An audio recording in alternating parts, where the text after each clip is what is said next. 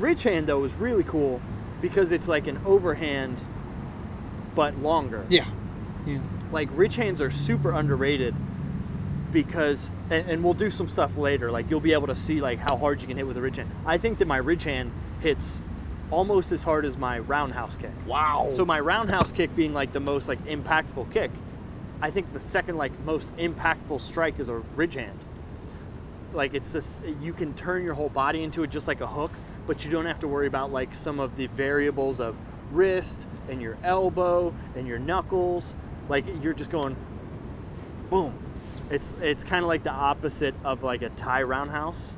Or like a Thai roundhouse, I like to think of your hands, your arms are like the same as your legs, just like a joint or two is backwards. So, like, this is your kneecap, this is your feet, just it's backwards. Anyway. Yeah. I like that analogy. It's a really cool image. It's like, imagine turning the arm this way. Right, like a roundhouse kick, if it was done with your arm, would look like that. Yeah. But, so it's like kind of backwards. It's like a hook kick.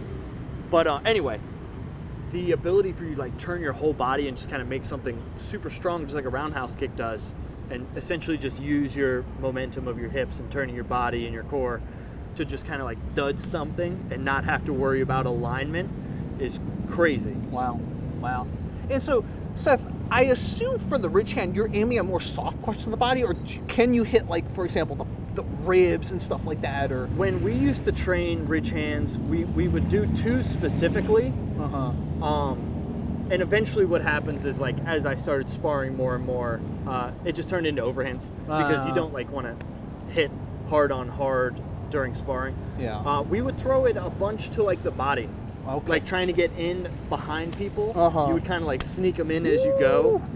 So I would imagine a wrestler going for, like, like an arm drag, and then as they're making their way to your back, just, like, dunk, specifically right in the solar plexus. Wow. And trying to, like, knock wind out, trying to hit ribs, because these, you can have one that just, like, line your ribs and just goes dunk, and they hit super hard too. If I had it in my head that I wanted to throw a ridge hand on somebody that I knew, like, we were gonna fight, you know what I mean, I would probably just throw it for this area.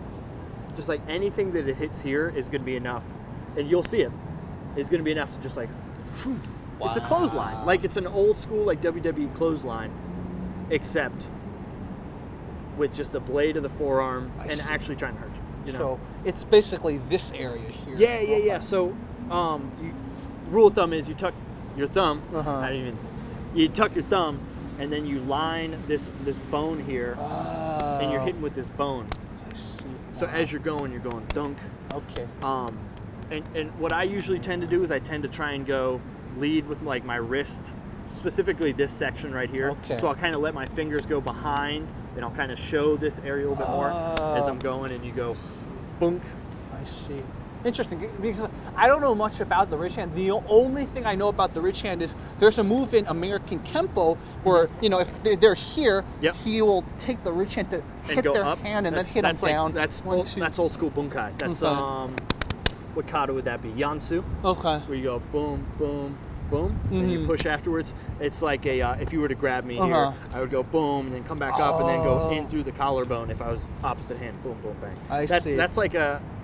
That is a old school bunkai version of, like, anytime you see, like, these movements here, like the paint defense.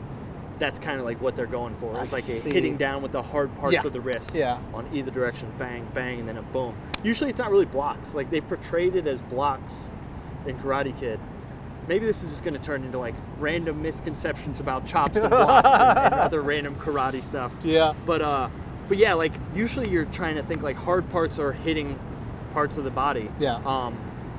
And it's more so kind of like a karate way to... It shortens the distance a little bit. You're still hitting with hard parts. You're not having to worry about the structure of your wrist when you're doing this. You're just, like, you're going full in one direction.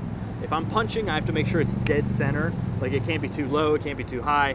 But if I'm just going like this, boom, like, I just point my knuckles down, I go up. Yeah. But what were we talking about? The ridge hand. The ridge hand specifically. Yeah, the ridge hand specifically is cool. What else do I have to say about the ridge hand? Cut.